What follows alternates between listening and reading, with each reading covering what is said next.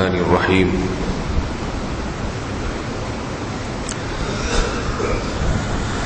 کبیرہ گناہوں میں سے ایک بڑا گناہ جسے بڑا سمجھا نہیں جاتا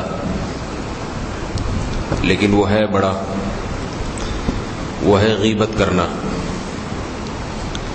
قرآن مجید میں اللہ رب العزت کا ارشاد ہے سورہ حجرات میں وَلَا يَغْتَبْ بَعْضُكُمْ بَعْضًا أَيُحِبُّ أَحَدُكُمْ أَن يَأْكُلَ لَحْمَ أَخِيهِ مَيْتًا فَكَرِهْتُمُوهُ.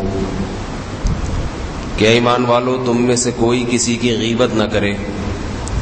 کیا تم یہ پسند کرتے ہو کہ اپنے بھائی کی مردہ لاش کا گوشت کھاؤ؟ یقیناً تم اسے پسند نہیں کرو گے. تو قرآن مجید نے غیبت کو تشبیہ دی ہے مردہ لاش کے گوشت کھانے سے. اس تشبیہ میں یہ حکمت ہے کہ زندہ آدمی کا گوشت اگر کھائیں گے تو وہ اپنا دفاع کرے گا، کھانے نہیں دے گا. اس کو نقصان پہنچائیں گے تو وہ بدلہ لے گا. مردہ کا گوشت کھا لیں وہ تو بیچارہ آپ کے ہاتھوں میں بے یار و مددگار ہے. گوشت کھا لیں، اس کی گردے نکال لیں، اس کی ہڈیاں بیچ دیں، کچھ نہیں کر سکتا، وہ دفاع نہیں کر سکتا. تو جب کوئی بندہ سامنے موجود ہوتا ہے اس کی موجودگی میں اس کی برائی کریں گے وہ اپنا دفاع کرے گا، آپ کو بولنے نہیں دے گا، اپنی عزت پہ کیچڑ نہیں اچھالنے دے گا. اس کی غیر موجودگی میں جتنی چاہے برائی کر لیں، اس کو ذلیل کر دیں، اس کو پتہ ہی نہیں ہے تو وہ اپنا دفاع کیسے کرے گا؟ یہ ہمارے معاشرے میں بہت زیادہ یہ مرض پھیلتا جا رہا ہے. غیبت کی تعریف یہ ہے، ڈیفینیشن یہ ہے کسی کی غیر موجودگی میں ایسا تذکرہ کرنا اس کا کہ اگر وہ موجود ہوتا تو اس کو برا لگتا. ذکرک اخاک بما یکرہ، اپنے بھائی کا ایسا تذکرہ جو وہ پسند نہیں کرتا. اور یہ صرف کسی کے گناہ کو ظاہر کرنا نہیں ہے. کوئی چھوٹے قد کا آدمی ہے، اس کی غیر موجودگی میں اس کا مذاق اڑانا، اس کو ٹھگنا کہنا. کوئی موٹا ہے تو اس کو موٹو کہنا، یا کوئی اور عیب ہے تو اس کے اس گھٹیا طریقے سے اس کا تذکرہ کرنا جس سے اس کی عزت خراب ہو جائے. تو اس کا خلاصہ یہ نکلا کسی کی غیر موجودگی میں اس کی عزت خراب کرنا، اور ایسے عیب کے ذریعے جو عیب واقعتاً اس میں موجود ہو. شریعت نے ہمیں اجازت نہیں دی ہے کہ کسی کے عیبوں کو ہم دوسروں کے سامنے اچھالیں، چاہے وہ عیب اس میں واقعتاً موجود ہی کیوں نہ ہو. عام طور پہ جب کوئی غیبت کرتا ہے تو لوگ کہتے ہیں نہیں بھائی یہ تو غیبت ہے، تو وہ کہتا ہے بھائی یہ تو عیب اس میں موجود ہے. تو موجود عیب ہی کو تو بیان کرنے سے شریعت نے منع کیا. اور غیبت جس درجے کی ہوگی اسی درجے کا گناہ ہوگا. چھوٹا موٹا عیب کسی کا بیان کر دیا چھوٹا تو یہ صغیرہ گناہ میں داخل ہے، اور کسی کی بڑی برائی کو بیان کیا تو یہ کبیرہ میں داخل ہے. مثال کے طور پر آپ نے کسی کو دیکھا، خدا نہ خواستہ اللہ نہ کرے زنا کرتے ہوئے دیکھ لیا کسی کو، تو شریعت میں حکم کیا ہے؟ اس کے گناہ پہ پردہ ڈالا جائے جب تک 4 گواہ نہ ہو. اور 4 گواہ بھی وہ حکومت کے سامنے، قاضی کے سامنے گواہی دیں گے، عوام کے سامنے نہیں. اب یہاں حکومت بھی نہیں ہے، قاضیوں کا نظام بھی نہیں ہے، تو اب 4 کیا 4000 گواہ بھی ہوں تو ان کے لیے بھی جائز نہیں ہے کہ کسی کا نام لے کے بتا دیں کہ ہم نے فلاں کو زنا کرتے ہوئے دیکھا ہے. اگر وہ بتائیں گے تو اس کا زنا اتنا بڑا جرم نہیں ہوگا جتنا ان کا لوگوں کے سامنے اس کو اچھالنا بڑا جرم ہے. بہت سخت اس پر شریعت میں پابندی ہے، کسی کے چھپے ہوئے گناہ کو لوگوں کے سامنے ظاہر کر دیا جائے. بہت سخت پابندی ہے اس میں. صحابہ کرام اس کا بہت زیادہ خیال کیا کرتے تھے. عبداللہ ابن مسعود رضی اللہ تعالیٰ عنہ کے سامنے کوفہ میں کچھ لوگ آئے، کہنے لگے فلاں کو ہم نے زنا کرتے ہوئے دیکھا ہے. حضرت عبداللہ بن مسعود نے افسوس کا اظہار کیا اور فرمایا تف ہے تم لوگوں پر کہ تم لوگ اس کے گناہ کو چھپانے کے بجائے میرے پاس آ کے اس کے عیب کو ظاہر کر رہے ہو. حالانکہ وہ 4 گواہ تھے اور اس میں حکمت بھی تھی کہ حکومت کے سامنے گواہی دیں گے تو زنا کی حد جاری ہوگی، ان کے لیے گواہی دینا جائز بھی تھا. اس کے باوجود عبداللہ بن مسعود رضی اللہ تعالیٰ عنہ نے ناگواری کا اظہار کیا. تو جیسے انسان یہ چاہتا ہے کہ میرا گناہ چھپا رہے، کسی کے سامنے ظاہر نہ ہو، ستاری کا معاملہ ہو، تو دوسرے کے عیب کو بھی کسی کے سامنے ظاہر کرنا یہ بہت بڑا جرم ہے. کسی کو اور کسی برائی میں دیکھ لیا اس کے عیب کو کسی کے سامنے بیان کر دیا تو یہ بھی کبیرہ گناہ میں داخل ہے. زنا میں دیکھ، زنا کی مثال اس لیے دے رہا ہوں کہ یہ سب سے بدترین جرم سمجھا جاتا ہے، اور کسی شریف آدمی نے خدا نخواستہ زنا کر لیا تو اس کا عیب اگر کسی کے سامنے بیان کر دیا تو اب ساری زندگی کے لیے وہ لوگوں کی نگاہوں سے گر جائے گا. وہ 100 بار توبہ کرے، گڑ گڑائے اللہ کے سامنے، 1000 بار توبہ کرے، اللہ تو معاف کر دے گا کیونکہ اللہ تو سچی توبہ سے سب معاف کر دیتے ہیں، لیکن پبلک اس کو معاف نہیں کرے گی. لوگ کہیں گے وہی تو ہے جو پکڑا گیا تھا اس دن، وہی تو ہے جس یہ کچھ کر کے بیٹھا ہوا ہے. بہت اس میں بہت زیادہ اسلام کا حکم ہے کہ اس کے گناہ کو چھپایا جائے، اس کے گناہ کو لوگوں کے سامنے ظاہر نہ کیا جائے. کسی کی بچی کو دیکھ لیا، کسی کے ساتھ خدا نخواستہ چکر چل رہا ہے اس کا، تو شریف آدمی ہے. جو شریف نہیں ہوتے ان کی تو عزت پامالی نہیں ہوتی، شریف نہیں ہوتے نا ان کی تو عزت. وہ اگر ان کی بچی کسی کے ساتھ بھاگ گئی تو آپ جا کے بتائیں وہ فلاں صاحب کی بچی بھاگ گئی ہے، فلاں صاحب کو پتہ چلے گا تو کہیں no problem, it is all right, کوئی بات نہیں، بچیاں ہیں، ان کا بھی حق ہے بھاگنے کا، ہم نے بھی بھگایا تھا وہ بھی بھاگ گئی تو کوئی بات نہیں، آ جائے گی واپس.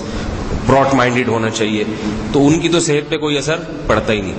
لیکن عزت دار آدمی کے گھر میں بھی بعض دفعہ ایسے واقعات ہو جاتے ہیں، نہ چاہتے ہوئے بھی ہو جاتے ہیں. نوح علیہ السلام کتنی عزت دار تھے، ان کا بیٹا کافر نکلا، بیٹا کافر نکلا.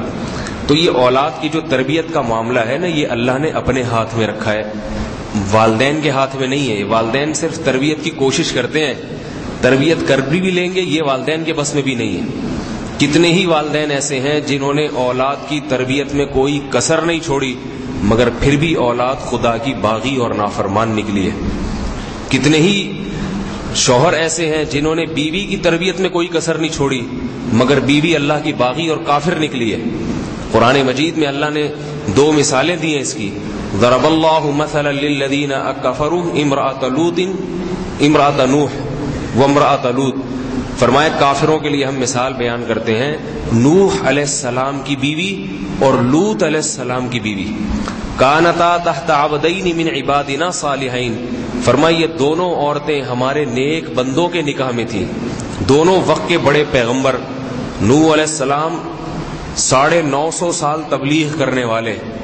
تو اندازہ لگائیے جس پیغمبر نے 950 سال گلیوں میں پھر کے لوگوں کو تبلیغ کی ہوگی، اس پیغمبر نے اپنی بیوی کو کتنی تبلیغ کی ہوگی. کوئی اور ہوتا تو ہم کہہ دیتے کہ دوسروں کا ٹھیکہ لیا ہوا ہے، اپنے گھر کی فکر نہیں. لیکن پیغمبر پہ کوئی الزام لگا سکتا ہے کیا؟ پیغمبر ہر لحاظ سے ہر چیز میں کامل ہوتے ہیں.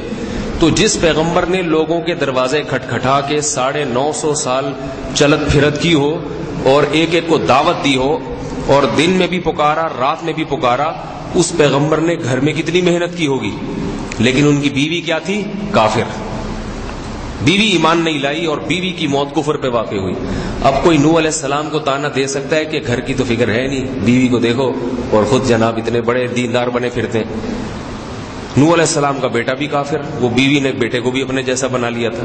اور لوط علیہ السلام نے کتنی محنت کی، مگر لوط علیہ السلام کی بیوی انہی قوم کے ساتھ تھی اور لڑکوں کو لڑکوں سے بدفعلی کا پتہ بتایا کرتی تھی. اتنی برائی، اتنی بڑی برائی میں مبتلا. لیکن بیوی کس پیغمبر کی؟ اس پیغمبر کی جس پیغمبر کو اللہ نے اس برائی کو ختم کرنے کے لیے بھیجا. تو اس لیے یہ تو کسی کے اختیار میں نہیں ہوتا کہ اپنی اولاد کو جیسا وہ چاہتا ہے ویسا بنا بھی دے. رسول اللہ صلی اللہ علیہ وسلم چاہتے تھے کہ آپ کے چچا ایمان لے آئیں. آخری دم تک آپ نے کوشش کی، موت تک کلمہ پیش کیا، مگر ایمان نہیں لائے. آپ صلی اللہ علیہ وسلم کو غم تھا، تو قرآن مجید میں اللہ نے آیات نازل کی، انک لا تہدی من احببت ولکن اللہ یہدی من یشاء. کہ اے محمد صلی اللہ علیہ وسلم، آپ کو جس سے محبت ہے اس کی ہدایت آپ کے ہاتھ میں نہیں ہے. چاہتے تو آپ یہ ہے کہ آپ کے چچا مسلمان ہو جائیں، لیکن آپ کو جس سے محبت ہے اللہ نے آپ کے ذمہ تبلیغ لگائی ہے، آپ اس کو سیدھے راستے پہ نہیں چلا سکتے. جس کو اللہ چاہتا ہے اس کو منتخب کرتا ہے سیدھے راستے کے لیے، تو یہ اللہ کے ہاتھ میں. تو اب کسی شریف آدمی کے گھر میں بھی ایسے واقعات ہو جاتے ہیں. بعض دفعہ کوئی بچی کا چکر چل گیا، کہیں لڑکا بگڑ گیا، اس کا بیٹا خود بڑا شریف آدمی ہے، بیٹا بگڑ گیا غلط حرکتوں میں، تو لوگ بجائے اس کے عیب کو چھپانے کے، برے آدمی کے تو عیب کو چھپاتے ہیں، شریف آدمی کے عیب کے پھر پورے چرچے کرتے ہیں. وہ پتہ ہے فلاں آدمی کا جو ہے بڑا بنا پھرتا ہے, بڑا نیک, تبلیغ میں 4 مہینے لگائے ہوئے ہیں, اس سے گشت کرتا پھرتا ہے, اس کی بچی کے حالات دیکھو یہ ہیں. چسکے لے لے کے اچھالتے ہیں اس کے عیب کو اور بڑے خوش ہوتے ہیں, بڑی باتیں کرتے ہیں. یہ نہیں دیکھتے کہ رسول اللہ صلی اللہ علیہ وسلم نے فرمایا, عبرت ہونی چاہیے, رونگٹے کھڑے ہو جانے چاہیے اس حدیث سے. فرمایا جس نے کسی مسلمان کی پردہ دری کی, اس کے عیب کو, چھپے ہوئے عیب کو لوگوں کے سامنے ظاہر کر دیا, اللہ اس کے عیوب کو لوگوں کے سامنے ظاہر کرے گا. اس کے بھی گھر میں وہ کچھ ہو سکتا ہے اور اس کے عیب بھی لوگوں کے سامنے کھلیں گے. دنیا میں کھل جائیں گے, ورنہ آخرت میں تو اللہ تمام لوگوں کے سامنے اس کو ذلیل کرے گا کہ یہ میرے بندوں کو ذلیل کرتا تھا, اس کے عیب یہ ہیں, اس کے عیب یہ ہیں, اور رؤوس خلائق لوگوں کے سروں کے سامنے لا کے اس کو رسوا کیا جائے گا. تو بھائی جیسے اپنے بارے میں چاہتے ہو کہ میرے عیب چھپے رہیں, تو دوسروں کے عیب بھی اس کو چھپانے چاہیے. اتنا بڑا جرم ہے یہ غیبت کرنا کسی کے عیب کو. البتہ چند مواقع پر غیبت کی شریعت نے اجازت دی ہے. وہ چند مواقع کیا ہیں؟ پہلا موقع تو یہ ہے کہ کوئی آدمی اپنے عیب کو خود ہی نہیں چھپانا چاہتا, کھلے عام گناہ کرتا ہے. جیسے میں نے ایک مثال دی, بچیوں کی سیٹنگ چل رہی ہے, کچھ چکر چل رہے ہیں ادھر ادھر, لڑکوں سے دوستیاں ہیں, موبائل پہ جا رہی ہیں آ رہی ہیں, ساری دنیا دیکھ رہی ہے, اور باپ کو کوئی فکر ہی نہیں ہے اپنی عزت کی. ایسے آدمی کے عیب کو اچھالنے میں کوئی حرج نہیں ہے. وہ خود ہی نہیں چھپانا چاہ رہا اپنے عیب کو, اس کو خود اپنی عزت کی فکر نہیں ہے. جس کو خود نہیں عزت اپنی بچانے کی فکر, تو دوسرا کی اس کی عزت کو بچائے. تو کھلا ہوا عیب کسی کے اندر ہو, اس کو بیان کرنے میں کوئی حرج نہیں ہے, تاکہ لوگ اس سے بچ کے رہیں. بھئی یہ بندہ صحیح نہیں ہے, اس سے ذرا دور رہا کرو, گھر کے حالات ایسے ہیں, اس کو پتہ بھی ہے پھر بھی کچھ نہیں کرتا, اور ساری دنیا کو بھی پتہ ہے, اور جو اس کو بھی معلوم ہے لوگوں کو بھی معلوم ہے. دوسرا, کسی آدمی میں کوئی ایسا عیب ہو کہ آپ کا اس سے معاملہ ہونے جا رہا ہے, کوئی ڈیلنگ ہو رہی ہے, آپ کو پتا ہے کہ اگر میں نے اس کا عیب اس دوسرے کے سامنے ظاہر نہیں کیا تو یہ کاروبار میں یا کسی معاملے میں اس کو نقصان پہنچائے گا. مثال کے طور پر آپ نے ایک دفعہ کاروبار کیا تھا, پیسے پی گیا تھا وہ, جیسے کہ پی جاتے ہیں لوگ. اب آپ کا کوئی دوست اس سے کاروبار کے لیے پیسے دے رہا ہے, آپ کو پتہ یہ چوڑے میں پھنس جائے گا پیسے دے کے, تو اس کو جا کے کان بھر دو کہ بندہ صحیح نہیں, میں ایک دفعہ بھگت چکا ہوں, آپ دوبارہ بھگت کے دیکھ لو. تو یہ غیبت نہیں ہے, کیونکہ دوسرے مسلمان کو اب صرف اسی کو بتائے, پوری دنیا میں ڈھنڈورا نہ پیٹے کہ یہ بندہ لکھ کے لگا دیا یہ بندہ صحیح نہیں ہے, تو اس کو بتا دے بھائی یہ بندہ صحیح نہیں ہے, ذرا اس سے معاملات میں صاف رہو. ہمارے ساتھ بھی ایسے معاملات ہوتے ہیں کہ کسی کو پیسے دے رہے ہیں, کہیں کوئی زکوٰۃ کی رقم پکڑا دی تو کسی نے بتایا یہ بندہ صحیح نہیں ہے, زکوٰۃ کا مستحق نہیں ہے, اس کا کام ہے لوگوں سے بھیک مانگنا. تو ایسی صورت میں غیبت نہیں ہوگی. اسی طرح کوئی شخص جو ہے کسی پہ ظلم ہو گیا, کسی نے آپ پہ ظلم زیادتی کی, پیسے پی گیا, دے نہیں رہا آپ کے پیسے, تو اپنی بھڑاس نکالنے کے لیے اس کے عیب کو کسی کے سامنے بیان کیا جا سکتا ہے. جس پر ظلم ہوا ہے نا, وہ ظالم کی برائی کر سکتا ہے دوسروں کے سامنے, تاکہ اپنے دل کا بوجھ تھوڑا سا ٹھنڈا ہو جائے.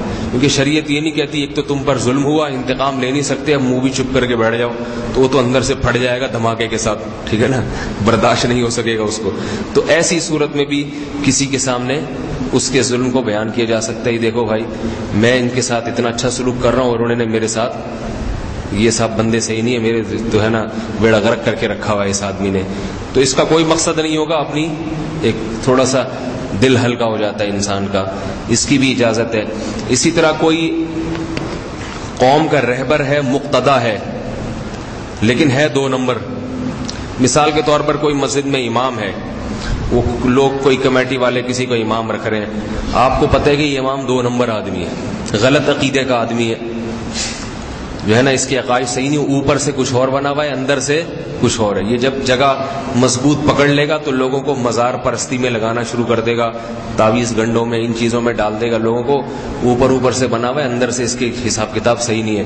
ایسی صورت میں دھوکے سے بچانے کے لیے اس مقتدا اور رہبر کی برائی کر دینا کہ بھائی لوگ اس سے دور رہیں, یہ صاحب جعلی پی رہے ہیں, 2 نمبر پی رہے ہیں. یعنی کسی میں کسی کا واقعتاً نقصان ہو رہا ہو تو نقصان سے بچانے کے لیے تو غیبت کی جا سکتی ہے, ویسے غیبت نہیں کی جا سکتی.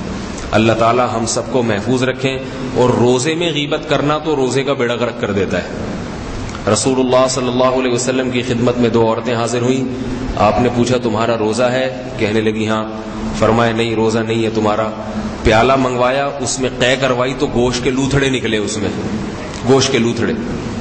تو وہ بھی حیران تھی. آپ نے فرمایا تم نے اپنے مسلمان بھائی کی غیبت کی ہے, یہ اس کے مردہ گوشت کے لوتھڑے ہیں جو تمہارے جسم میں چلے گئے. یہ نبی کا معجزہ تھا جو اللہ نے دکھا دیا. ایک اور حدیث میں آتا ہے کہ آپ صلی اللہ علیہ وسلم 2 قبروں کے قریب سے گزرے. فرمایا ان دونوں قبر والوں کو عذاب ہو رہا ہے. پوچھا کیوں ہو رہا ہے؟ فرمایا کہ وما يعذبان من کبیر الا وانہما کبیر. کسی بڑے گناہ پہ نہیں ہو رہا, حالانکہ وہ گناہ بہت بڑے ہیں. یعنی ایسے ہیں کہ ان کو لوگ بڑا سمجھتے نہیں ہیں, ورنہ وہ بڑے گناہ ہیں, تبھی تو عذاب قبر ہو رہے ہیں. پھر آپ نے فرمایا اما احدہما فکان یمشی بالنمیمہ واما احدہما واما الاخر فکان لا یستنزہ من البول. ان میں ایک وہ تھا جو پیشاب کی چھینٹوں سے, قطروں سے اور جو ہے نا پیشاب وغیرہ سے احتیاط نہیں کرتے تھے, پیشاب سے پاکی نہیں حاصل کرتے تھے. اور دوسرا وہ تھا جو چولیاں لگاتا تھا لوگوں کے دل, غیبتیں کرنا ادھر کی ادھر ادھر کی ادھر, اس کے منہ پہ اس کی تعریف. ایسے ہی ہوتا ہے نا جو فسادی ہوتا ہے, سامنے بیٹھ کے تعریف مکھن لگانا شروع کر دے گا, غیر موجودگی میں برائی شروع کر دے گا. نبی علیہ السلام نے فرمایا قیامت کے دن بعض لوگوں کی 2 زبانیں ہوں گی آگ کی, آگ ہوگی ان کے منہ میں, دو آگ ہوں گی زبان کی شکل میں. فرمائیے وہ لوگ ہوں گے جو ہر ایک کے منہ پہ اسی کی سی بات کرتے ہیں, ہر ایک کے منہ فسادی ہوتے ہیں نا, ادھر اس کی تعریف, اس کے دشمن کی برائی, دشمن کے سامنے دشمن کی تعریف اور اس کی برائی. تو یہ بھی آج کل ہو رہا ہے. تو آپ صلی اللہ علیہ وسلم نے اس کو بھی کبیرہ گناہ میں داخل کیا ہے. تو اللہ تعالی ہم سب کو ان فاسد باتوں سے بچنے کی توفیق عطا فرمائے. اور یاد رکھیں غیبت جیسے کرنا حرام ہے, سننا بھی حرام ہے. بلا وجہ کوئی کسی کی غیبت کر رہا ہے تو اس کو چپ کرا دینا چاہیے کہ بھائی چھوڑو, کیوں ہمارے کانوں کو گندا کر رہے ہو اور اپنی زبان کو کیوں گندا کر رہے ہو. کوئی عیب ہے چھپاؤ, پردہ ڈالو اس کے اوپر. اللہ تعالیٰ کو پردہ ڈالنے والے لوگ پسند ہیں, کیونکہ اللہ کی صفت ہے ستار. ستار کا مطلب پردے. اللہ جتنے عیبوں پہ پردہ ڈالتا ہے نا لوگوں کے, کیونکہ اللہ کے سامنے کسی کا کوئی بھی عیب چھپا ہوا نہیں ہے. تو اگر سوچ لیا جائے اللہ سب کے عیبوں کو ظاہر کر دے تو کسی کی بھی عزت نہیں رہے گی. تو اللہ کی صفت ہے, اللہ کے 99 ناموں میں سے ایک نام ہے ستار, چھپانے والا. تو اللہ تو بہت زیادہ چھپاتا ہے, بہت زیادہ پردہ ڈالتا ہے. تو اللہ یہ چاہتے ہیں کہ میری یہ صفت لوگ اختیار کریں, وہ بھی چھپانے والے. اللہ تعالی ہم سب کو برائی سے بچنے کی توفیق عطا فرمائے اور مسلمان کی پردہ دری کے جرم سے بچنے کی توفیق عطا فرمائے. سبحانک اللہم و بحمدک نشہد ان لا الہ الا انت نستغفرک.